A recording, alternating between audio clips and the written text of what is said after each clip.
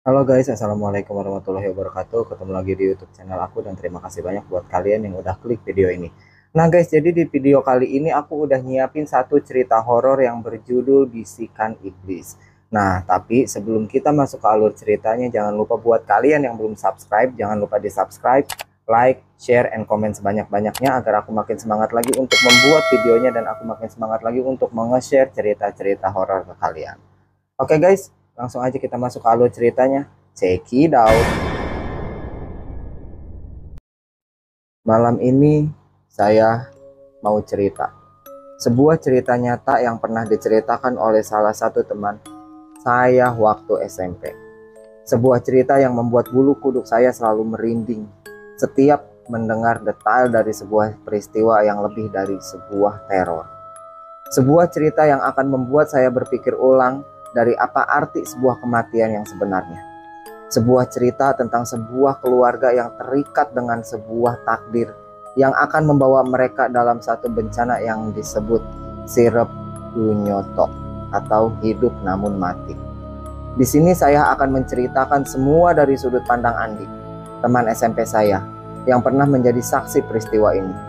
Berlatarkan tahun 2000-an, cerita ini terjadi di sebuah kabupaten Jawa Timur yang tidak bisa saya katakan di mana tempatnya berada.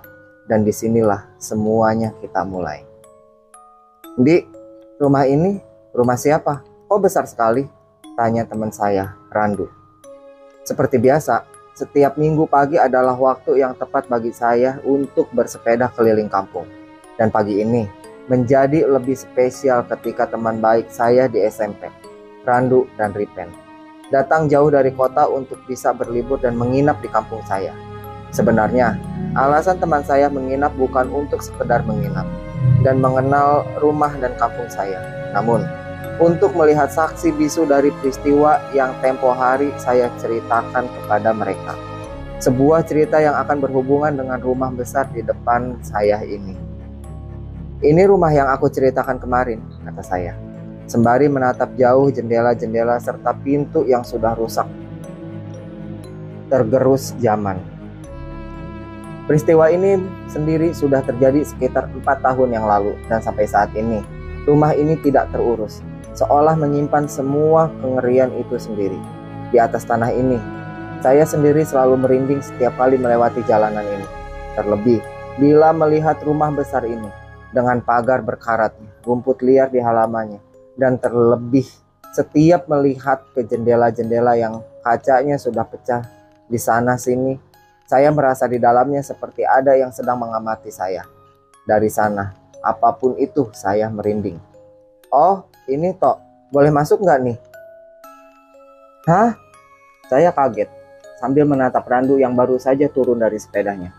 Sementara Riven masih menimbang apakah dia mau senekat itu, apalagi bila tahu sejarah rumah ini. Suara berderit dari pagar besi yang berkarat terbuka. Ketika Randu sudah masuk dan memasuki halaman rumah yang dipenuhi rumput liar, dengan tumbuhan putri malu di sana sini, di mana durinya harus dihindari. Seolah saya tahu kelakuan teman saya Randu, yang memang sudah penasaran sejak awal saya ceritakan cerita ini. Maka saya pun terpaksa mengikuti. Ripen pun mau tidak mau harus juga mengikuti. Setelah susah payah melewati semak belukar dan rerumputan yang tingginya hampir sedengkul, akhirnya kami sampai di teras rumahnya. Keramiknya masih tampak bagus, meski dipenuhi debu dan dedaunan yang entah tertiup angin dari pohon yang mana di sekitar sini. Bisa dibuka nggak nih? Kata Randu. Jangan, kata saya khawatir. Saya udah buat perjanjian sebelumnya, bahwa kami seharusnya hanya melihat dari pagar luar rumah. Namun, realitanya malah kita masuk sampai di teras. Dasar Randu kebangetan. Dia malah memutari rumah dan bergerak pergi menuju ke pintu belakang. Mau tak mau, saya dan Ripen mengikutinya. Di samping rumah ada tanah lapang yang juga dipenuhi rerumputan liar. Banyak pohon di sana sini, mulai dari mangga hingga rambutan. Di balik langkah kaki kami, saya terpaku menatap jendela-jendela yang berjejer di sisi rumah, berharap tidak mendapatkan pandangan yang tidak diinginkan. Syukurlah kami sampai di pintu belakang dengan pemandangan yang gak kalah tak karuan seperti teras depan. bau amis dan pesing tercium di sana-sini. Beberapa kali saya menahan penciuman hidung saya. Di lain hal, Riven hanya dia memandang ke sana kemari. Nyalinya menciut, manakala dia melihat ke arah ayunan besi yang gak kalah berkarat dibandingkan pagar rumah depan. Itukah ayunan yang kamu ceritakan itu? Randu pun menatap ayunan itu, meninggalkan suara berdencit dari besi yang sudah lama tak dilumasi. Namun, hari ini tampaknya semua baik-baik saja. Toh, itu hanya cerita dari warga kampung. Randu yang pertama kali mencoba membuka pintu. Sesaat, saya dibuat menggagah karena pintu belakang tampak terbuka lebar di depan kami. Bisa dibuka loh rupanya, kata Randu, yang entah begitu antusias. Masuk yuk. Saya berpikir, mungkin benar kata beberapa pemuda kampung sini. Banyak yang bilang, semenjak kosong rumah ini digunakan untuk anak-anak nakal menenggak miras. Namun, gak sedikit dari sana muncul cerita-cerita bahwa terkadang ada penghuni tak kasat mata yang tinggal di dalam rumah ini. Saya terdiam lama, sampai Randu menarik tangan saya, sementara Riven mulai berjalan mengikuti. Dari rumah kebanyakan, mungkin karena sudah lama tidak berpenghuni, pikir saya hal yang pertama saya rasakan saat melihat bagian dalam rumah adalah dingin. Hawanya benar-benar berbeda. Randu yang memimpin. Saya melihat di tembok kiri kanan, penuh dengan coretan vandalisme. Kadang, saya miris melihatnya. Namun, bila saya lihat lagi coretan-coretan itu, saya rasa ini berhubungan dengan cerita masa lalu rumah ini. Terlebih, saat saya tertuju pada sebuah kalimat yang membekukan tubuh saya. Tulisan itu dicoret dengan cat warna merah besar. Sebuah tulisan yang akan membuat siapapun yang akan masuk tertuju membacanya. Keluarga iblis. Gelap, pasing, dan dingin. Semuanya begitu terasa. Terlebih saat kita masuk lebih dalam lagi ke rumah itu. Jangan jauh-jauh teman, kata Riven. Saya baru sadar kalau sedari tadi Riven tampak tertarik. Begitu bertentangan dengan nyalinya yang gak seberapa. Randu masih menelusuri rumah itu. Sangat-sangat antusias. Dia melihat ke sana kemari. Dan itu mengganggu saya. Sangat mengganggu. Sepertinya saya tahu apa yang dia coba cari. Rupanya dia sudah menemukannya. Sebuah tangga ke lantai 2 rumah ini. Ayo cari kamarnya, Mbak Diah. Saya merinding tiba-tiba ketika Randu menyebut nama itu. Seolah ada angin dingin berhembus di belakang saya. Hus, jangan ngomong sembarangan kamu ya, kata saya menekan. Randu tampak paham ucapan saya. Dia menyesal, namun tak berapa lama dia kembali menjadi Randu yang super penasaran. Akhirnya kami naik ke lantai 2. Di lantai 2 kondisinya tidak banyak berubah dari lantai 1. Perabotan rusak di sana sini. Dan semakin banyak tulisan yang tidak mengenakan ketika dibaca. Randu masih menelusuri kamar per kamar. Membuat saya tahu dari mana saja pemandangan jendela ini tertuju ke arah luar. Ketika asyik melihat-lihat bagian kamar per kamar, saya berhenti di salah satu kamar. Sebuah kamar yang gak asing di mata saya. Saya mendekati jendela dan langsung bisa melihat pemandangan di luar. Ada sepeda kami bertiga, terparkir di depan gerbang besi itu. Sontak, otak saya memutar ulang semua pengalaman saya selama ini. Ketika melewati rumah ini, kamar ini adalah kamar di mana saya pernah melihat sosok yang berwujud, namun menatap sembunyi-sembunyi di balik jendela. Seketika itu juga, leher saya merasakannya. Kamar ini, suasananya lain dari kamar lain. Dan ketika saya berbalik mau meninggalkan kamar ini, saya terkejut dengan kehadiran Riven yang menatap saya tampak tenang. Ini kamarnya Kak Diah kayaknya. Saya menatap Riven, menyipitkan mata, seolah mendengar ucapan menduga-duga, namun seolah setuju dengan ucapannya. Berasa enggak? Kata Riven. Tangannya menyentuh dinding kamar. Berasa apa? Anaknya masih tinggal di sini loh. Di tengah perbincangan saya sama Riven, saya merasa perasaan yang semakin gak nyaman. Pembahasan ini membuat saya dibuat semakin takut dengan parahnya. Yang membuat saya lebih takut adalah bagaimana orang yang bahkan nggak tahu seluk-beluk tempat ini justru seakan-akan lebih tahu dari saya yang tinggal di lingkungan ini. Lamunan saya buyar waktu saya dengar suara langkah kaki berlari. Sangat keras dan diikuti suara Randu berteriak. Sontak, saya ikut lari dan mencari tahu apa yang terjadi. Bertemulah saya dengan Randu yang tengah menuruni anak tangga, berlari dengan wajah panik sekali. Kenapa? Sudah, ayo keluar lagi, tempat ini gak aman. Kami berdua berlari keluar dari pintu belakang, menyusuri rumput liar halaman rumah dan akhirnya keluar dari pagar. Di sana, saya terdiam saat melihat Riven sudah berdiri di sana, menunggu di atas sepeda. Asu, masa aku ditinggal sendirian di sini? Saya tertegun mendengar ucapan Riven untuk sementara. Sebelum saya melihat rumah itu lagi dari jauh. Lapok koen Melayu koyok nganu, kata saya berusaha mengalihkan perhatian menatap Randu. Anu, di kamar paling ujung ada yang baru saja bermain jelangkung, katanya. Pagi itu kami meninggalkan rumah itu dengan berbagai teka-teki, dimulai dari sosok yang menyerupai Riven sampai jelangkung di kamar ujung. Apapun itu, sekarang saya tahu di mana kamar Sa'diyah berada. Gadis yang mengakhiri hidupnya dengan gantung diri karena tidak sanggup lagi menanggung beban dari perjanjian keluarganya dengan iblis yang kabarnya masih ada di atas tanah ini. Mulai dari sini, kita masuk ke peristiwa 4 tahun yang lalu, di mana semua masalah ini bermula. Dia Muninggar. Nama itu tidak akan pernah dilupakan kampung ini.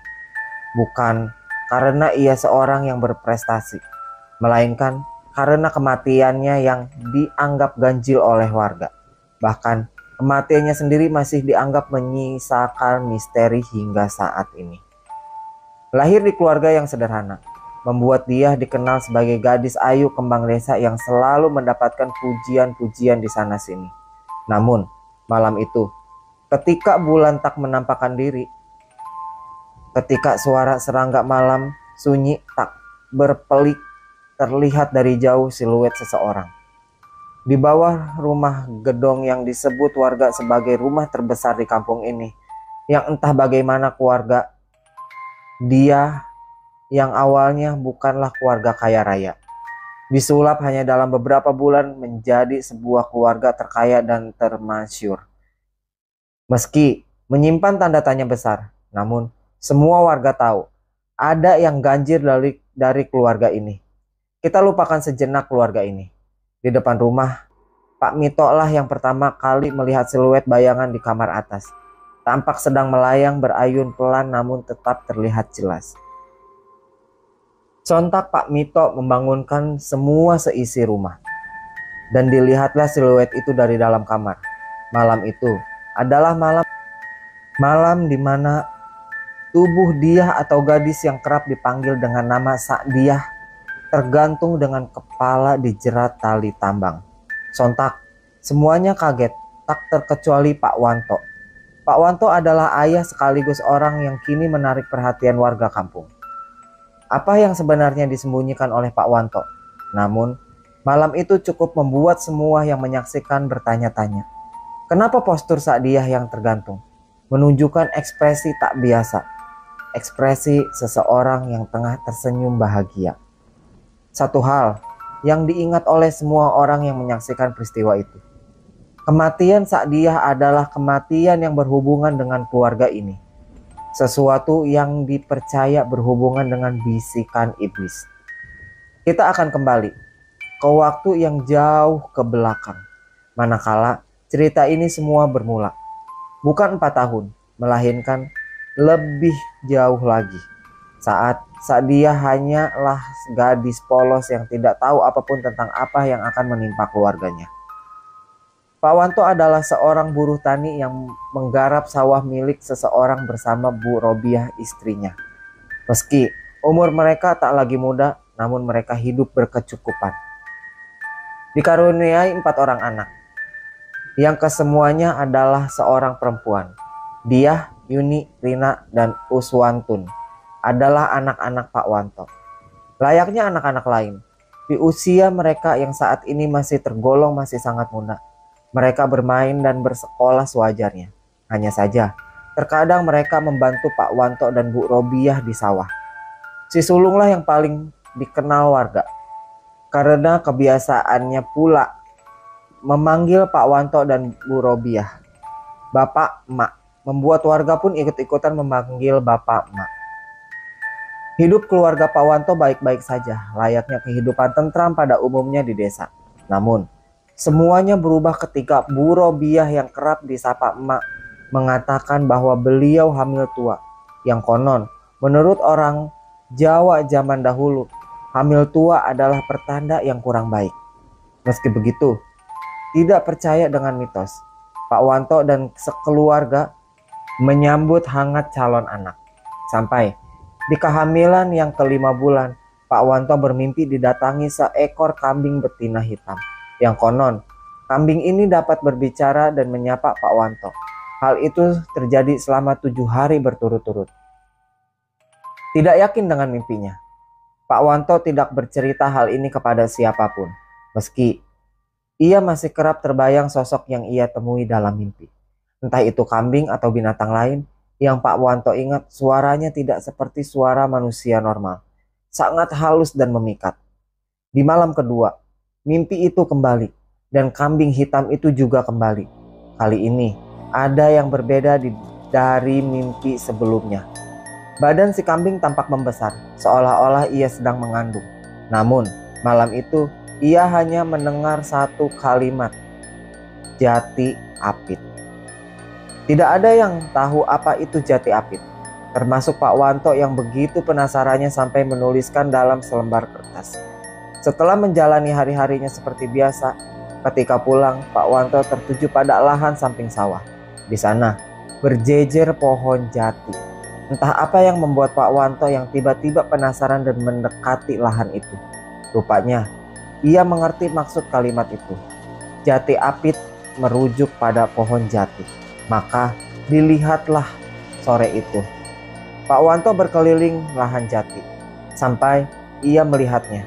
Pak Wanto melihat sebuah pohon tidak terlalu tinggi, mungkin sedadanya, dan pohon itu tumbuh di antara 2 pohon jati yang tumbuh meliuk. Sangat aneh, pikir Pak Wanto. Pohon jati tumbuh tidak meliuk seperti itu. Pohon jati harusnya tumbuh lurus ke atas. Bergegaslah Pak Wanto, manakala ketika ia mendekati pohon itu, tercium aroma bau kambing yang sengat. Maka Pak Wanto mengelilingi pohon kecil itu. Di dalamnya, Pak Wanto menemukan sesuatu. Kecil, berlendir, dan menggeliat. Rupanya ada seekor anak kambing di dalam rimbunan pohon itu. Petang itu, Pak Wanto kembali pulang dengan menggendong anak kambing misterius itu. Pak Wanto tidak tahu apa yang sedang ia lakukan. Sesampainya di rumah, Bu Robiah lah yang pertama kali curiga. Melihat Pak Wanto menggendong sesuatu membuat beliau penasaran. Rupanya benar, Pak Wanto membawa sesuatu yang ganjil. Apa itu, Pak? Tanya Bu Robiah. Anak kambing, Bu, ucap Pak Wanto. Anak kambing siapa itu, Pak? Tidak tahu, menemukannya di pohon jati. Kok dibawa pulang? Kalau yang punyanya nyari bagaimana? Biarin, kalau ada yang nyari, nanti tak kasihkan. Kasihan, masih anakan. Gitu tak? Ya sudah, terserah Bapak saja. Hari itu juga Pak Wanto membuatkan kandang kecil. Malam itu kabarnya ada sesuatu yang terjadi. Bu Robiah lah yang pertama kali tahu. Ketika Pak Wanto tengah tidur, Bu Robiah mendengar suara seseorang tengah tertawa. Suaranya menyerupai anaknya yang paling bungsu, Uswatun. Tun, itu kamu kah? Meski hamil tua, Bu Robiah masih kuat untuk bangun dari ranjangnya. Ia berjalan menuju ruang tamu. Namun, ia tak melihat siapapun di sana. Ketika Bu Robiah akan kembali ke kamar, suara itu terdengar kembali. Namun, Suaranya terdengar dari luar rumah. Tanpa curiga, Bu Robiah membuka pintu, mencari di mana sumber suara yang menyerupai anak bungsunya itu. Suaranya berhenti di kandang belakang rumah. Bu Robiah segera mendekatinya, namun bukan Uswantun yang dia lihat, melainkan siluet hitam, bayangan seorang anak kecil tengah meringkuk di pojokan kandang. Kaget bercampur takut, Bu Robiah bertanya, siapa gerangan yang ada di sana? Namun, sosok itu hanya diam di pojokan. Tiba-tiba, sosok itu mulai bergerak, menggeliat layaknya binatang yang tengah terbangun dari tidurnya. Ia melihat Bu Robiah dengan mata merah menyala, lalu merangkak cepat sekali menuju Bu Robiah, yang syok siap berteriak. Keesokan paginya, Bu Robiah terbangun dengan wajah yang pucat. Entah mimpi atau bukan, Bu Robiah menceritakan hal ini pada Mbok Sartem, tetangga sekaligus wanita tua yang senantiasa dimintai tolong bila ada yang aneh-aneh terjadi. Dengan wajah tegang, Mbok Sartem bertanya, "Anak kambing, bawa aku kemana anak kambing itu berada?" Bu Robiah pun mengajak Mbok Sartem ke kandang belakang rumah. Anehnya, tidak ada apapun di sana. Campe yang kemarin lenyap begitu saja. Hamil tua, lalu anak kambing. Firasatku kok jelek, kata Mbok Sartem. Beliau menunggu Pak Wanto dari sawah. Ketika Pak Wanto sudah tiba, Mbok Sartem langsung bertanya, "Ceritakan bagaimana kamu kok bisa menemukan anak kambing?" Pak Wanto tidak paham apa yang terjadi. Namun, ia tahu Mbok Sartem mungkin diberitahu oleh Bu Robiah. Maka Pak Wanto pun bercerita, namun ia belum menceritakan mimpinya. Ia hanya bercerita bahwa ia menemukan campe saja. Diberitahulah bila campe itu hilang dan membuat Pak Wanto kebingungan. Maka jam berganti menjadi hari, hari berganti menjadi bulan. Pak Wanto masih tidak tahu apa yang tengah mengintai keluarganya. Sampai tibalah masa persalinan Bu Robiah yang dibantu Mbok Sartem dan Safi. Safi adalah dukun beranak di kampung itu. Ada hal yang Safi ceritakan sebelum beliau masuk ke rumah Pak Wanto. Di sepanjang jalan, ia mendengar suara kambing menggemik. Anehnya, dia tidak melihat satu kambing pun di sana sini. Hal itu membuat Safi sedikit merinding. Safi sudah mempersiapkan semua untuk kelahiran anak kelima Pak Wanto, dibantu Mbok Sartem. Bu Robiah sudah berbaring. Tepat ketika baju Bu Robiah diangkat oleh Mbah Safi, maka saat itulah Mbah Safi tidak bisa banyak berbicara. Nah oke guys, jadi segitu dulu ceritanya untuk video kali ini. Nah tapi kalian jangan takut guys. Di next video aku akan melanjutkan alur ceritanya karena ceritanya itu belum selesai ya guys ya. Nanti akan aku sambung di part 2-nya. Nah oke guys, buat kalian yang suka dengan cerita dan videonya, jangan lupa bantu di subscribe, like, share, and comment sebanyak-banyaknya agar aku makin semangat lagi untuk membuat videonya dan aku makin semangat lagi untuk nge-share cerita-cerita horor ke kalian. Oke guys, sampai bertemu di part 2-nya dan bye-bye.